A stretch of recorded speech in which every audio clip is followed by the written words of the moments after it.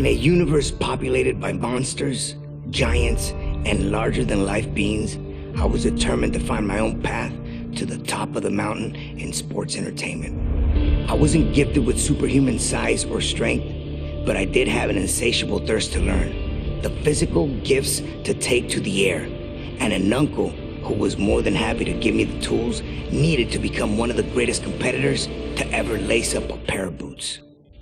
Starting my career in Mexico, I'd be known first as La Lagartija Verde, which means the green lizard, and Colibri, hummingbird.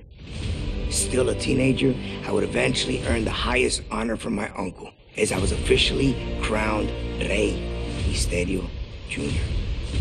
I would take everything I had learned from my uncle and make it all my own. I would bring Lucha Libre to the world stage. I would make cruiserweights as popular as our heavyweight counterparts, and I would prove that a cruiserweight could win it all as long as they were given the opportunity. I would arrive in America, first stopping in ECW before garnering the attention from the top people at WCW, who quickly signed me to a contract. With my foot in the door, it was just a matter of time before I took over the world of sports entertainment. Every step, a battle. Every opponent, a new face who felt they were superior to me. Every match, giving me a new objective to strive to meet. Should I try to weaken their legs? Throw all of my aerial techniques at them? Maybe surprise them with some defensive lucha libre? Take it to the outside?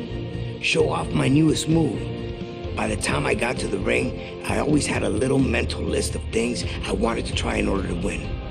And with every victory, I got another reminder that the best was yet to come. After winning WCW's Cruiserweight Championship, Cruiserweight Tag Team Championship, and the World Tag Team Championship, I would finally head to WWE to further build my legacy.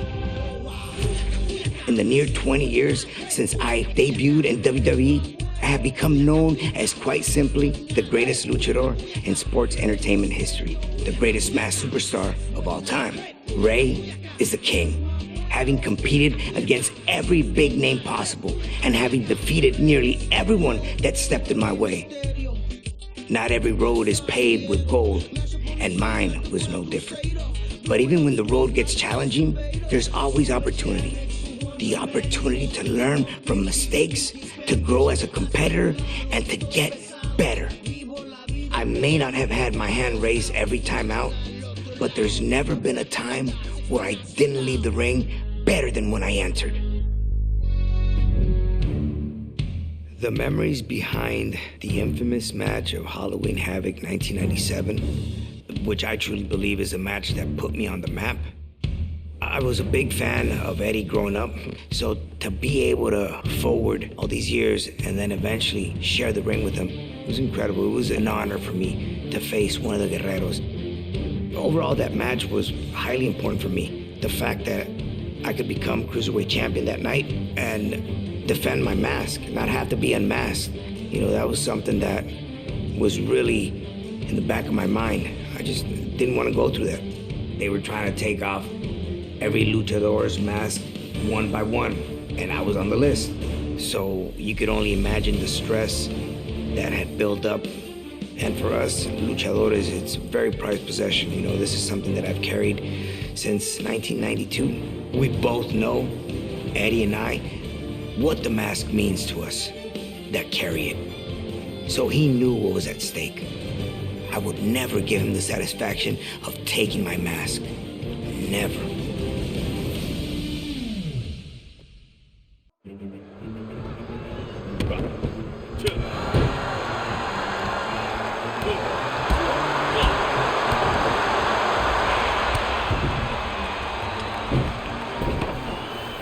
That slingshot senton that Eddie always does, it's beautiful to see when you're not on the receiving end, but it sucked being on the other end of that senton. And seeing him taunt me, you know, it kind of boosted me up. It fueled me up to keep going during that match.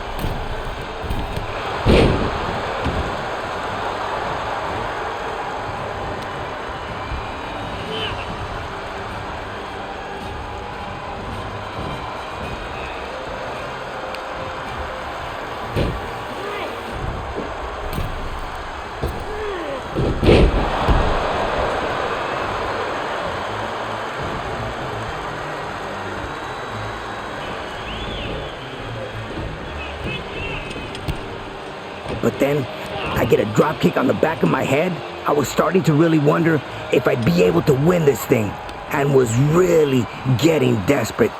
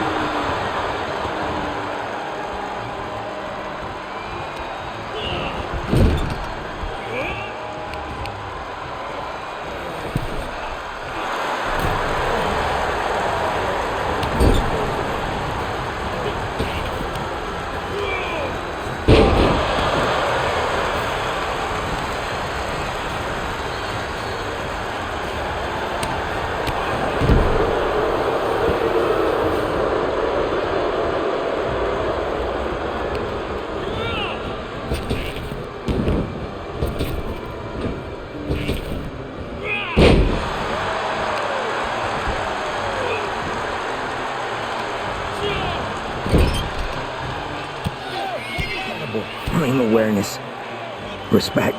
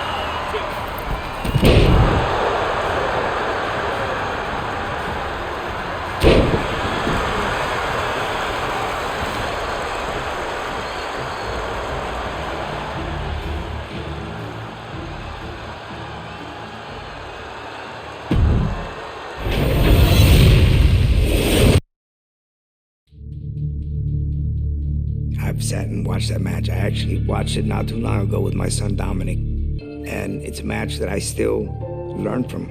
And, you know, it's a match that doesn't get old. I truly believe that if there was no Eddie Guerrero, my career would have gone a different direction.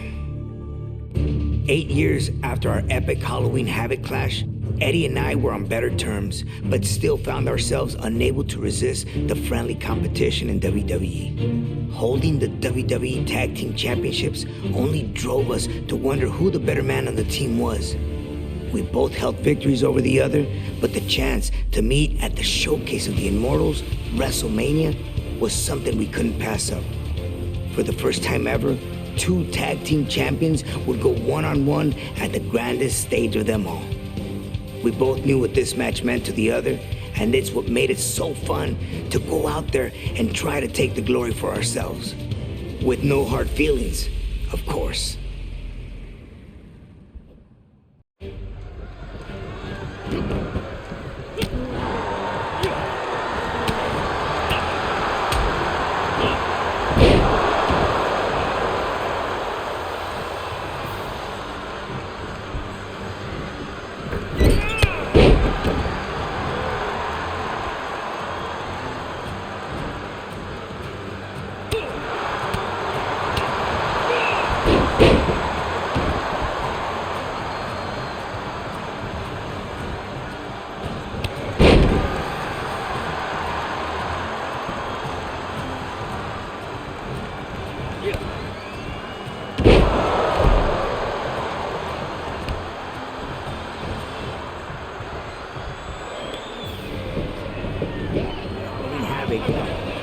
I tried to get fancy with him. He pulled me off the apron immediately. So this time, I made sure I ended up on top in the ring when I wanted to show off for a quick second. Live and learn, correct?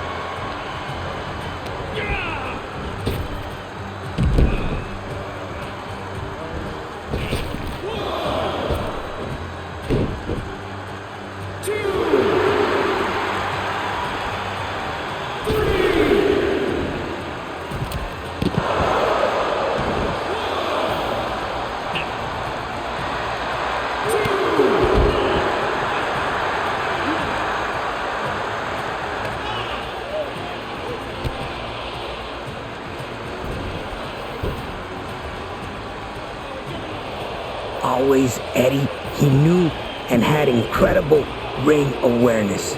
Another backbreaker. I was really wondering if this was just not gonna be my night.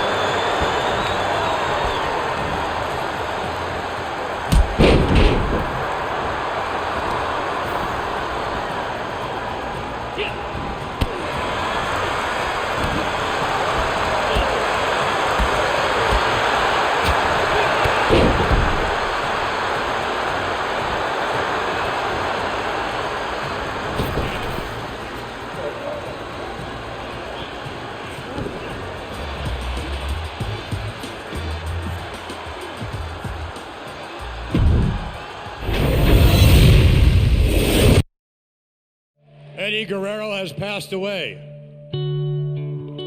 Eddie was in the prime of his life, 38 years old, the prime of his career. So tonight, we celebrate the life of Eddie Guerrero. The toughest thing about this day was what we were all living, what we were going through. It was hard for us to accept that Eddie was no longer with us. Everyone was hurting. I asked myself, what would Eddie have done? And Eddie was all about the business. Whatever happened, show must go on. I did expect to wrestle Shawn one day, just not under those terms. One of the greatest legends in WWE history. He has a lot of respect for this business and for the superstars that are up and coming. By Shawn Michaels asking me if I had the energy and the courage to have a match against him that night. He didn't have to choose me, but he did because he knew that Eddie would have loved it. That speaks of the type of human being that he is. Losing Eddie was one of the most painful experiences in both my personal and professional life. The WWE Universe came together to pay tribute to one of the most respected and beloved superstars of all time. This was a difficult night for all of the obvious reasons, but we wanted to put on a show that Eddie would be proud of. I found myself in a rare one-on-one match with another living legend, the Heartbreak Kid, Shawn Michaels. Of course, I wanted to win for myself, for my fans, and for Eddie. And while Shawn was also grieving, I knew that he would still give me everything he had, just as Eddie would have wanted.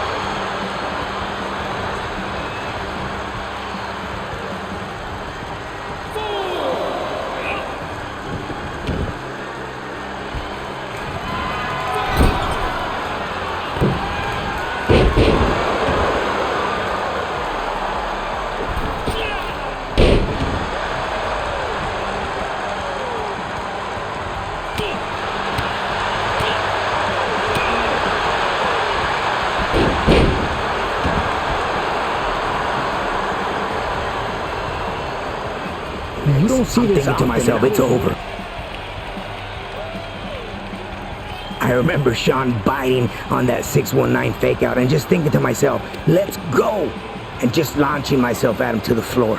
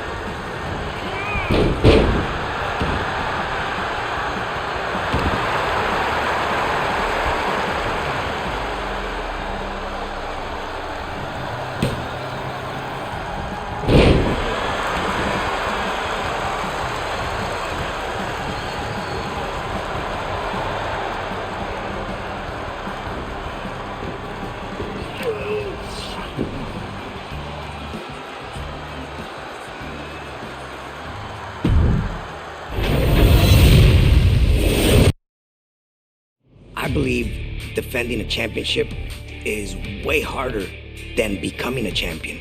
There's always more pressure defending, keeping that title that you work hard to get. Anyone, whoever wants to become champion, they just want to destroy you. They want to take what's yours. And with a guy like JBL, he just wants to destroy you. But he would always nag and put you down. He would step on you and step on you. Amigo! Crush you down and just make you feel this big. Being the smallest superstar in that ring, facing giants in a world of giants, that was my fuel to overcome every time I stepped into the ring with him. I had finally reached the pinnacle of WWE by winning the World Heavyweight Championship at WrestleMania in honor of my good friend, Eddie Guerrero. As a World Heavyweight Champion, I knew I had a target on my back and would face some of my toughest opponents, including John Bradshaw Layfield. JBL always made it very easy to get motivated for a match. His loudmouth, the constant mockery, and his knack for crossing the line to make things personal. He didn't think I was a real champion. He thought I'd just be a stepping stone to his reign as a dual champion. Went into Judgment Day ready to show him that all his bluster and power wasn't enough to stop Rey Mysterio.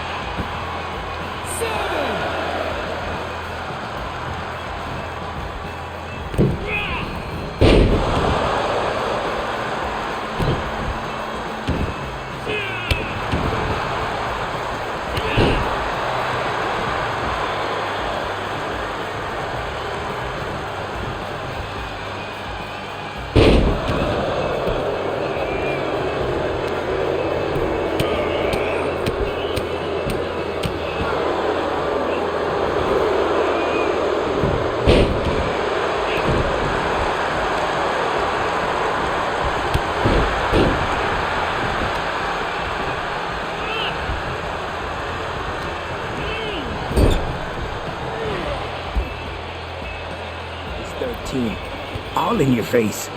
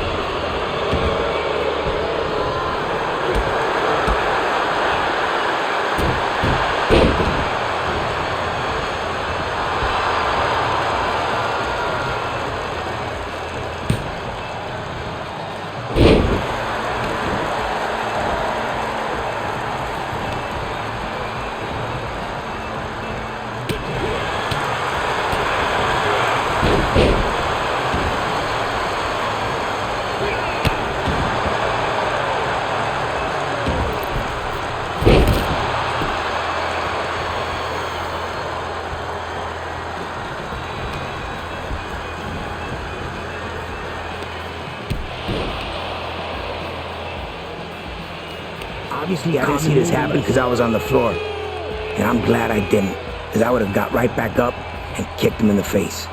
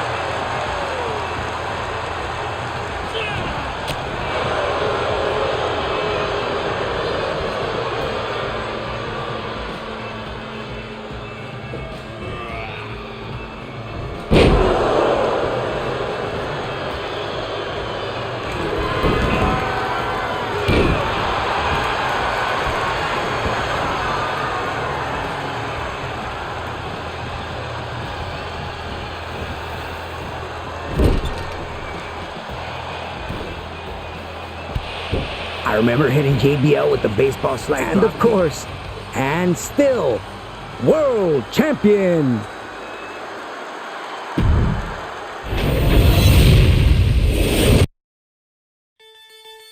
The Big Red Machine, Kane, had his sight set on eliminating me from WWE in 2008. The monstrous 7-foot-tall behemoth took pleasure in mocking my pain and misery. Kane thought he could use his mind games to break me, but I wasn't gonna let that happen. It's tough keeping your head in the game when facing someone so sick and sadistic, but at Cyber Sunday, where the WWE Universe would choose our match stipulation, the fans chose no holds barred. I didn't know what type of strategy I was gonna bring to the table that night. My technique has always been aerial maneuvers. Was I gonna be able to get away with it at an all holds barred match? I made a promise to myself that I wasn't going to show fear. How do I take the big man down? Hit him with whatever I got. I was gonna meet him head on, regardless of the match type, and show him that you can't break Rey Mysterio.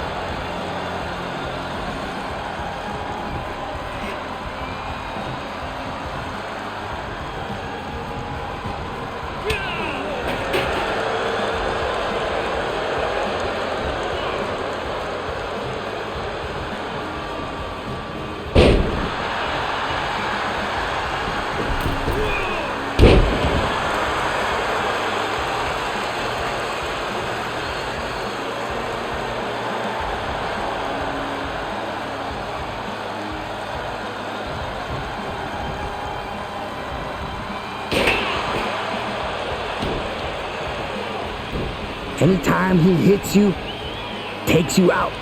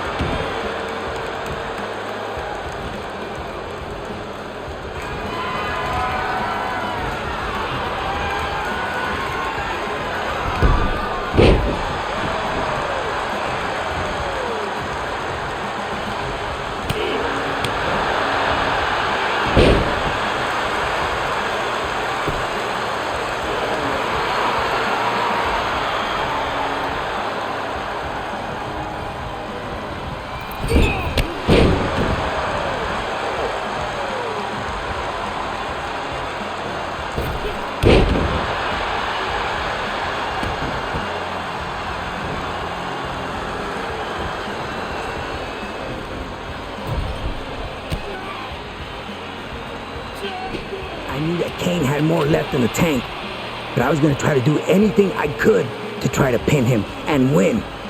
Definitely a little letdown that he kicked out, but I just had to stay focused and on top of him.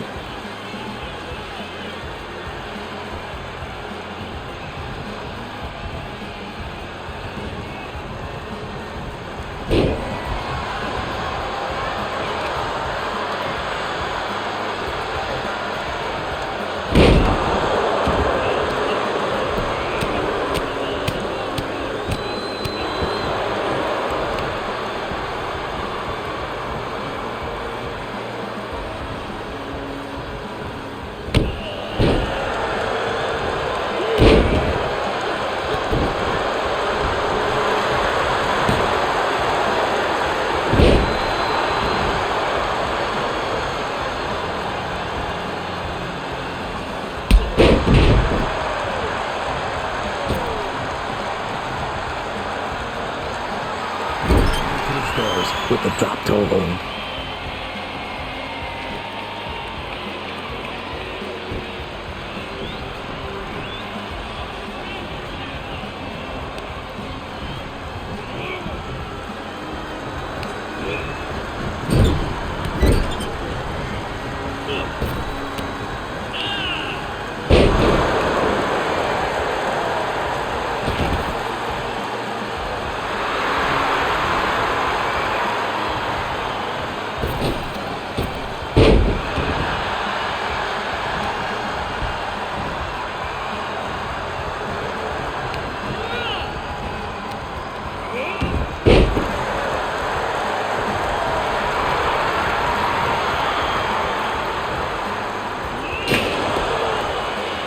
Here's where I took all my chances. It was now or never.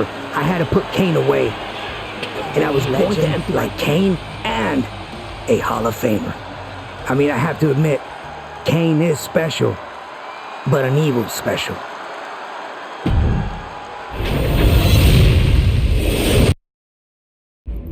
When I became Intercontinental Champion, I was honored to hold the title with such a vast legacy of greatness. I was excited to face new challengers as the landscape was evolving. A brash newcomer named Dolph Ziggler thought he had me figured out and brushed me to the side. My point of view of Dolph Ziggler coming in, I had the utmost respect for him. He was very exciting to watch. He had a style, but with a new spike to it, a new feel to it. I knew Dolph was hungry coming into this match, and he was one of the up-and-coming superstars. But there's a mistake that he made that you never make in this business.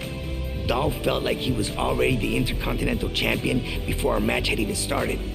So I made sure to teach him a very valuable lesson at the biggest party of the summer. At SummerSlam, Dolph's arrogance was going to be his downfall if I had my way.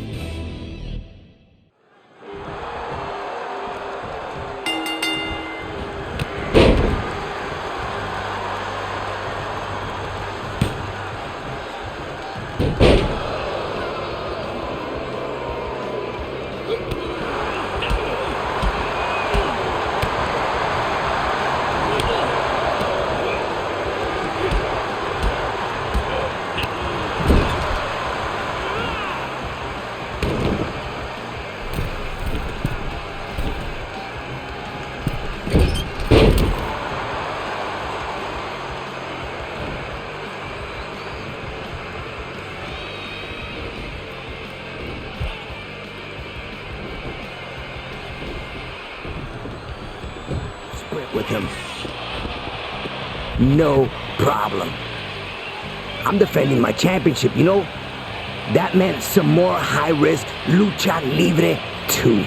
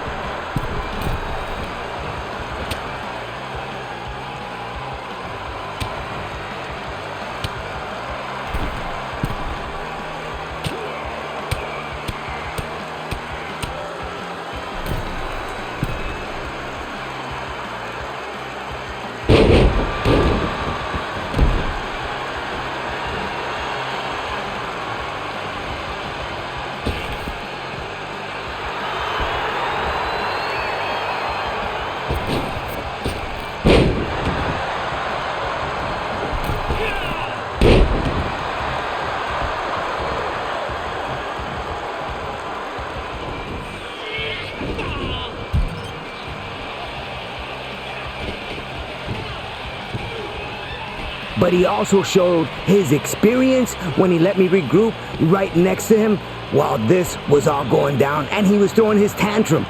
Can't do that when you're against me.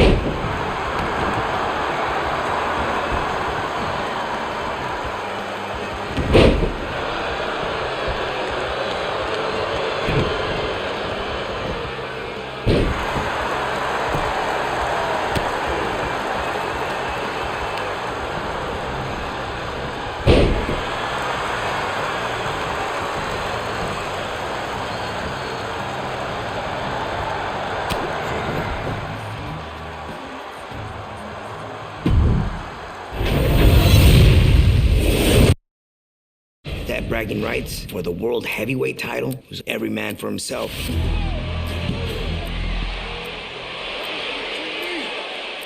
I would have thought that Batista would have known that walking into that match. Ray, I'm gonna rip your head off. I'm no stranger to betrayal. Throughout my career, I had people that I thought were friends end up turning their backs on me. But this one, for some reason, it hit a very soft spot. I couldn't make sense of what had gone down. You're supposed to be my friend!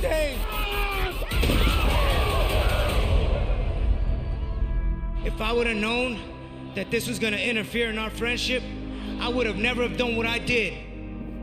We had gone through so much together, and I just couldn't believe how quickly he could throw that all away. I'm not thinking about what we've been through. I'm not thinking about you. I'm thinking about me. After weeks of verbal and physical assaults, I knew that we could never go back to the way things were. I wanted to make him feel the same way I did, to return that feeling to him. And the best way I could think to do that was to beat him on SmackDown and get the #1 contender spot that Batista felt belonged to him.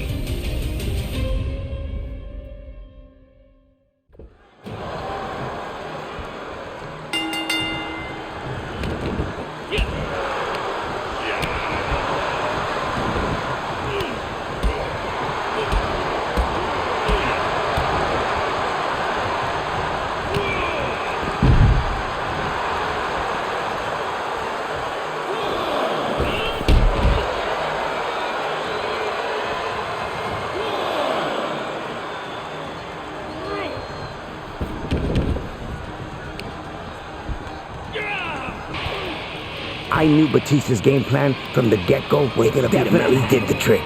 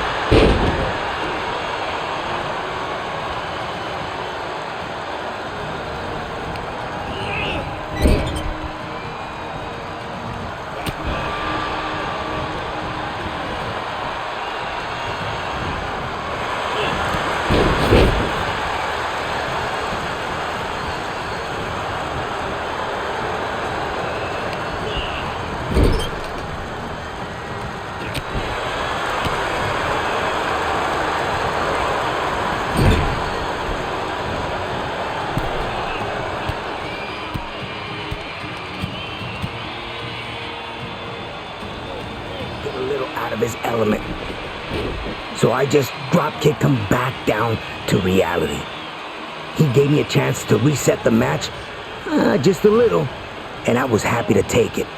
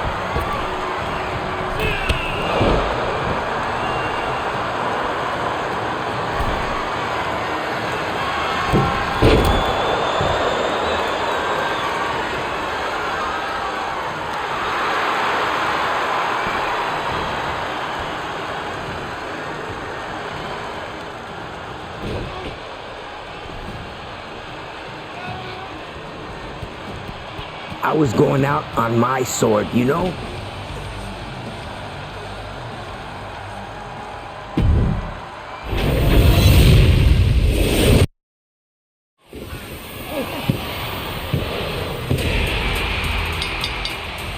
After dealing with Batista, I felt like I was at the top of my career. I was a #1 contender. The Undertaker is unlike any other opponent. Rey Mysterio, your courage unquestionable, but make no mistake about it, I will show you no mercy. I went into the 2010 Royal Rumble fully believing in myself, confident that I could defeat him. At the Royal Rumble, you will suffer the same fate that everyone else has suffered when they have tried to make a name for themselves at my expense.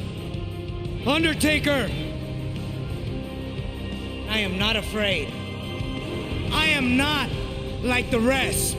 I knew I had the speed advantage, and that if I could maybe take out a leg or catch him with something unexpected, I had a chance.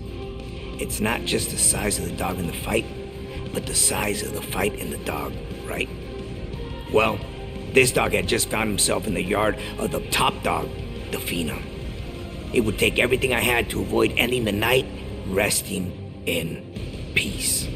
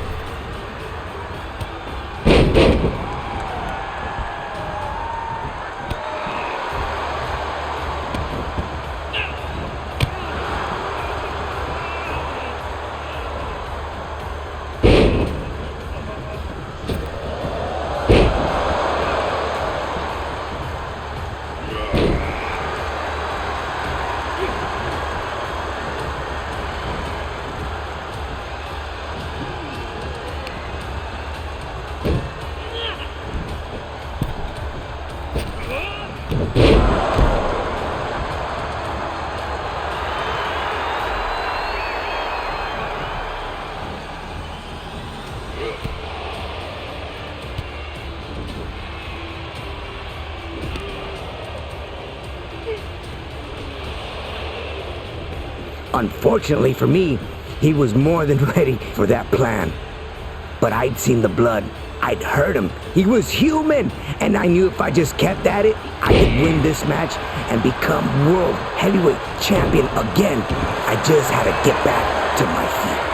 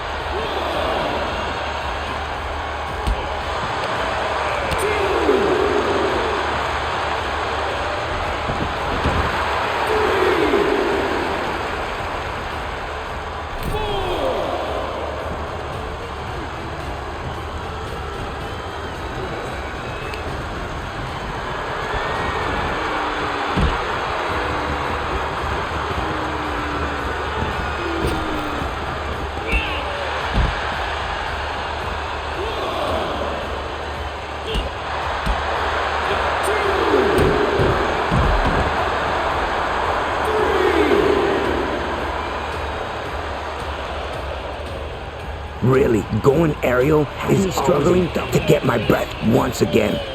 What could I do to this guy to stop him?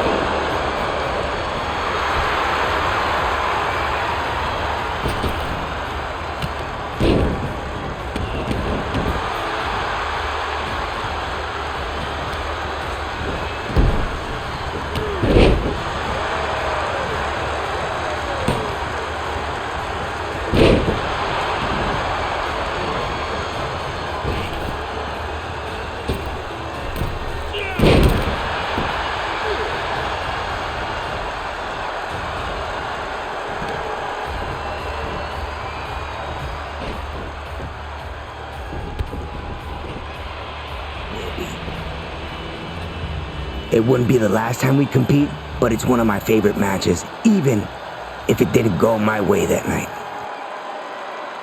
Hasta la próxima, enterrador.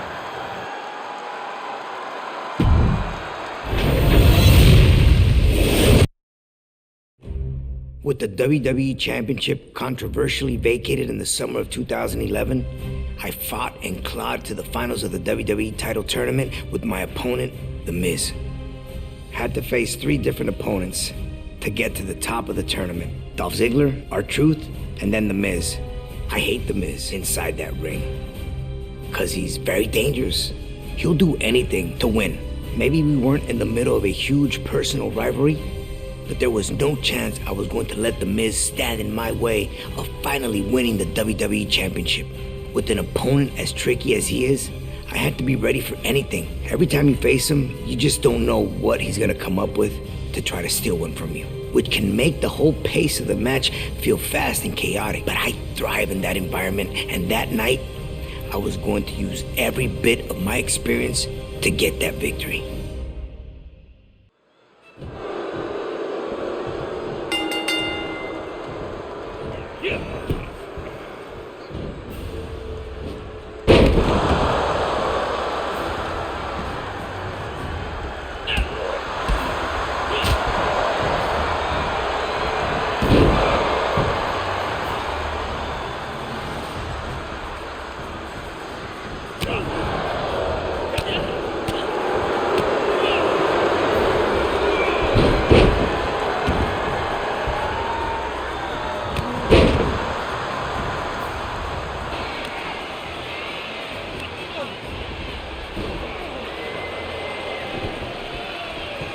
Maybe I had come in taking Miz a little lightly.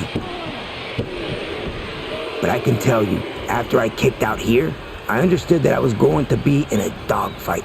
Despite his theme saying otherwise, on this night, he had not come out to play.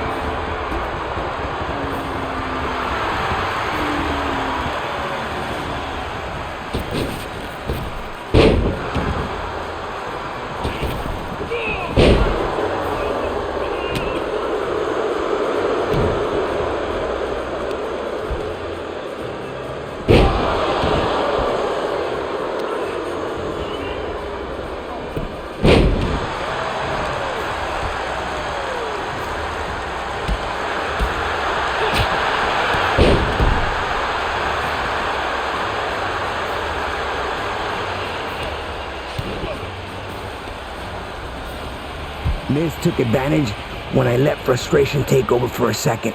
And that DDT that he hit me with had me seeing stars. Maybe he didn't get the pin there, I don't know. But if I made another mistake like that, I was gonna pay. Miz would be leaving the arena with his second WWE Championship.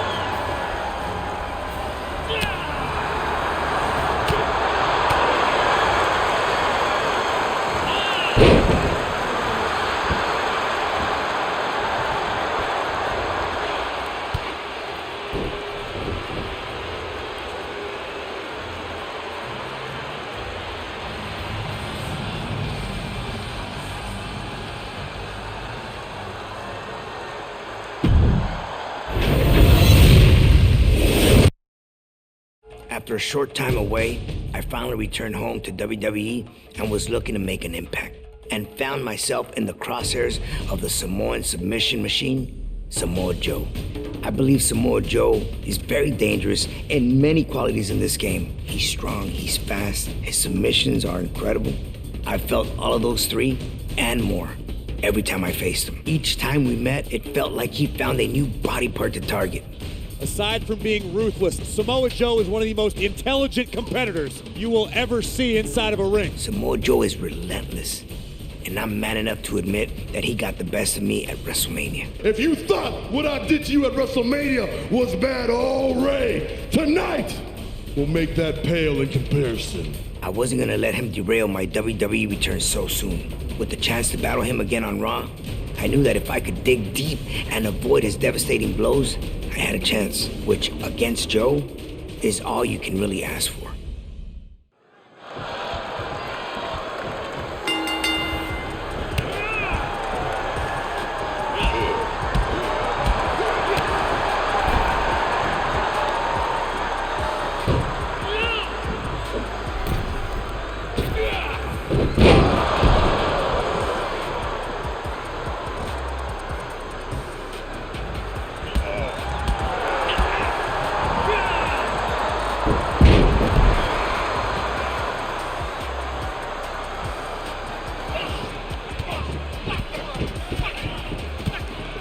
Joe thought he could just do whatever he wanted. I definitely overestimated the damage I'd done to Joe at this point. He just waited for me to come to him, and I obliged. Huge, painful mistake right there.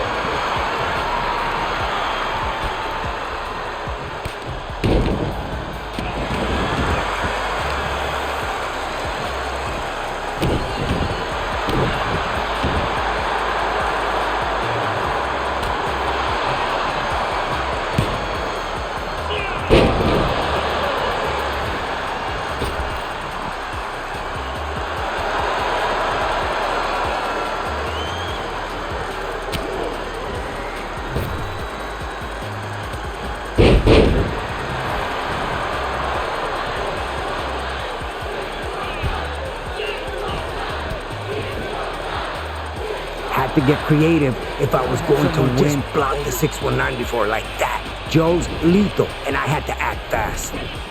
Precision beats power, correct? Placed the boot perfectly and got myself a little time just to breathe. But if I didn't do something quick, this was gonna go like every other match I'd had with Joe.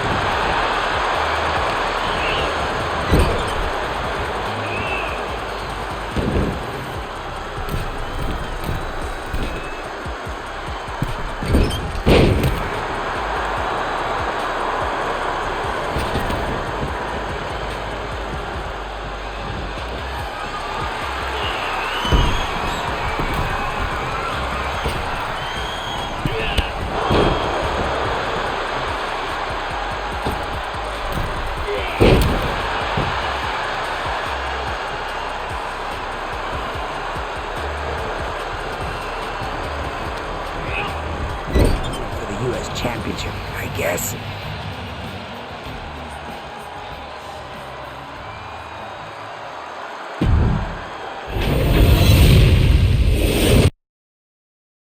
Throughout my career, I've competed against the best luchadors on the planet, and I own victories over them all. The greatest masked superstar in WWE history. The chance to take on another Lucha Libre master in Gran Metalik was something that got me very excited.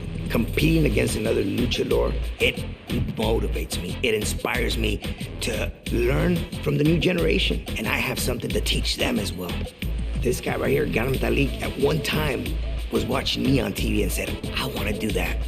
And look at him now, one of the best. He's the king of the ropes. Metalik loves to fly. It's a different style of high flying. It's a different control. This generation has something new under their sleeve, and you have to respect that. The heritage and culture of Lucha Libre in great hands here. When I had the opportunity to face Gran Metalik, I knew these were deep roots. We were going back to where I began. I was so excited to give the WWE Universe a taste of true Lucha Libre, and knew this was a dream match that they couldn't afford to miss.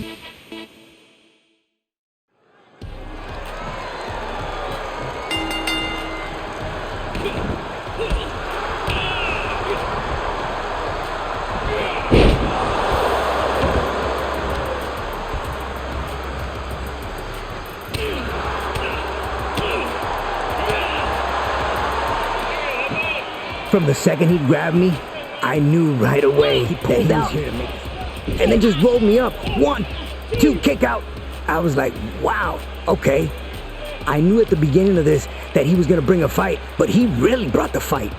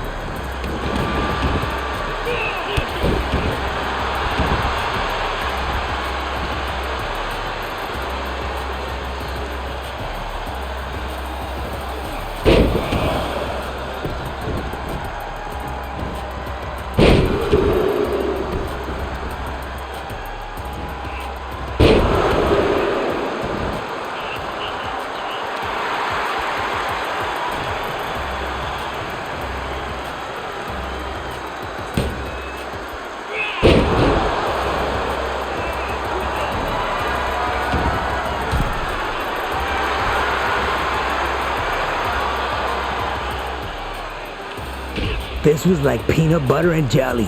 I hit the senton and right after that. And that Rana, man, I don't remember even being knocked out so hard off a Rana. Normally it's me giving them, not taking them.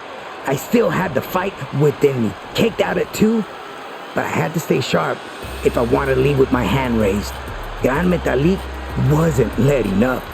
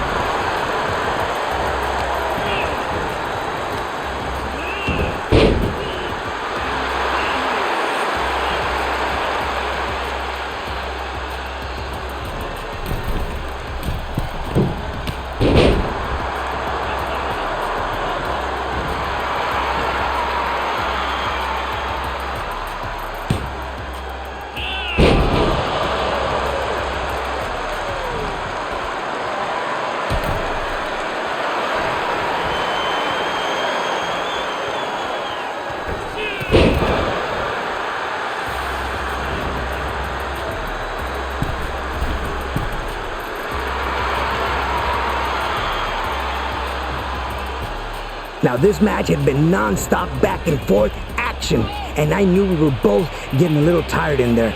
Honestly, I was, and of course, just makes it much sweeter.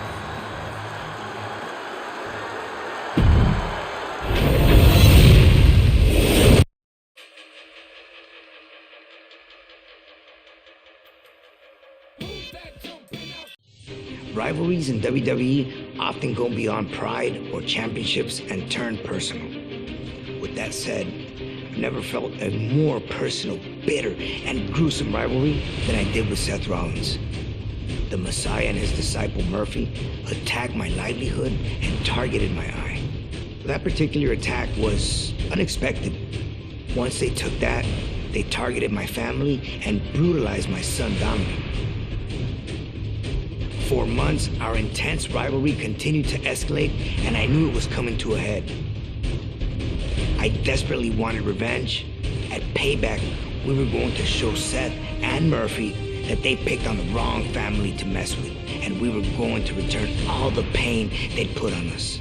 And to my pride, Dominic was going to show me that he was more than capable of standing on his own. I was surprised as much as the WWE Universe with his ability to perform. Wrestling against Seth Rollins at SummerSlam for the first time, that was his first match ever. And he'd done moves he had never done before. Positioning, timing, that all takes years to learn. And he managed to pick up on it in one night, teaming with my son for the first time. I felt like I was flying higher than any West Coast pop. We were going to overwhelm them from the start. Nothing was going to stop the Mysterio family that night. Nothing.